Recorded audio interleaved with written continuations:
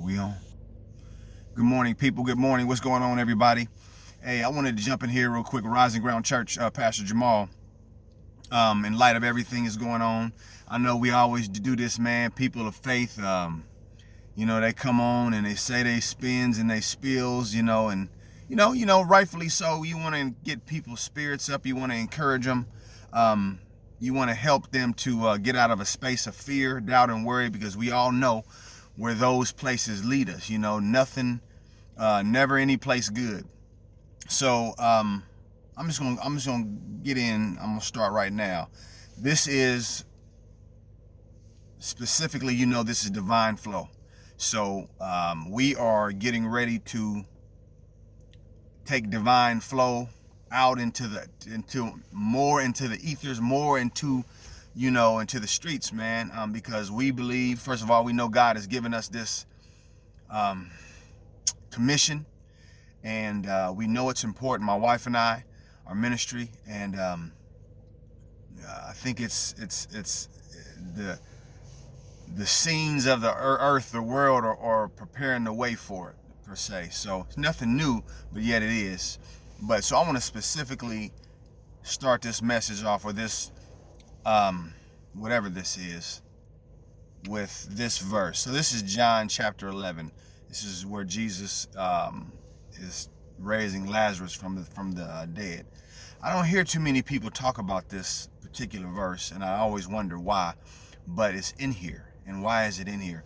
So starting at verse 41, it says, "So they took away the stone.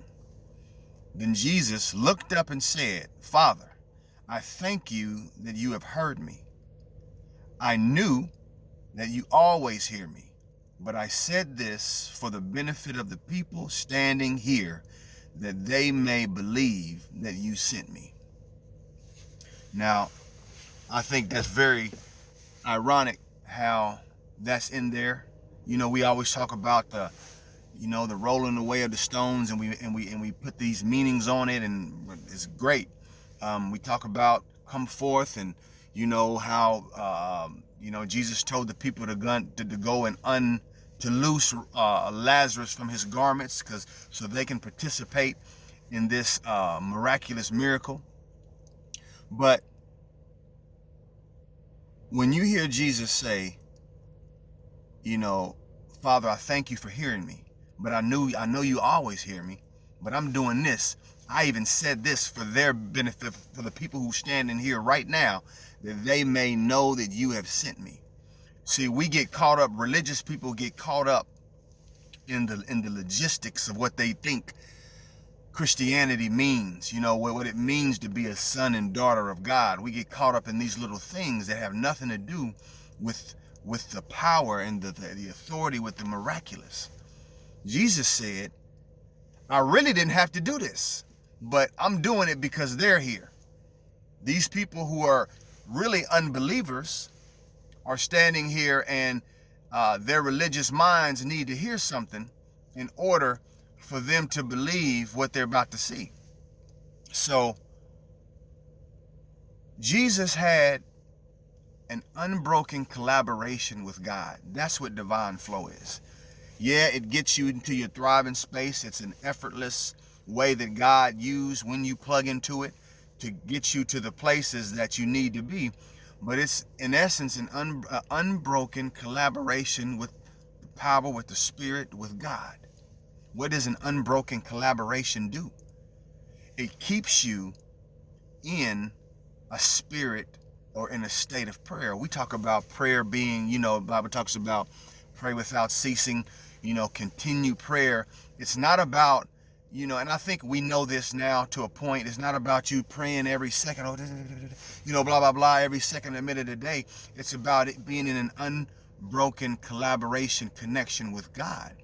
So Jesus was in an unbroken collaboration. So he didn't have to do or say what they heard him say, because Lazarus, he could have raised him anyway. He could have raised Lazarus from, 3 or 4 regions someplace else, So the point is, God wants you to be in an unbroken collaboration. He wants you to be in this divine flow. So you can always be prepared for what life throws at you. And life is always throwing something at us, you know what I mean? We can't control what people do per se, but we can definitely be protected by the erroneous ways that they go about their thinking and their life and their living and the things that they do. We can be shielded from it, but you have to be in that connection. And we're in a state or in the place now in the world, in time, where Christianity, where spiritual beingness as usual has to be elevated. You have to be in that collaboration consistently, that consistent connection. And don't think that it's hard, or don't think that, oh my God, what am I going to have to learn now? You know, it's all about, when we talk about living in the moment or living in the now, it's just taking a deliberate authority over your own perception, over the way you view, the way you see the world. You know, you have the ability to be in a moment where things feel hard, and then all of a sudden you can recognize, okay, I'm in the wrong thought here, and you can get right off of it. That doesn't even have to knock you off this connection or this track. You just have to know that it's real, believe it, and stay in that collaboration, because God is going to tell you what to do next.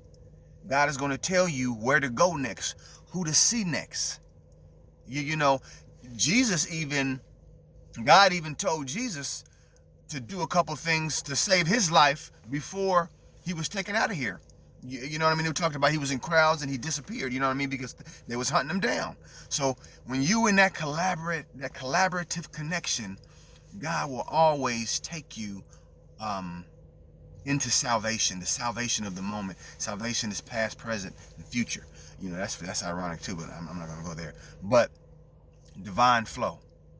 You guys be looking out, be listening out, because we're gonna make this thing more practical and more I guess successive. You know, we're gonna be, you know, we're gonna get it A to Z, the divine flow, everything that you need to know and understand.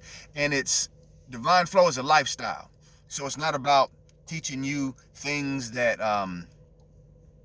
you know, you learn in books or whatever. It's teaching you a consistent connection that allows you to be free from all the cares of the world, because you know that this connection that you have with God is not only unbreakable, but it contains a bountiful, beautiful, prosperous, abundant life.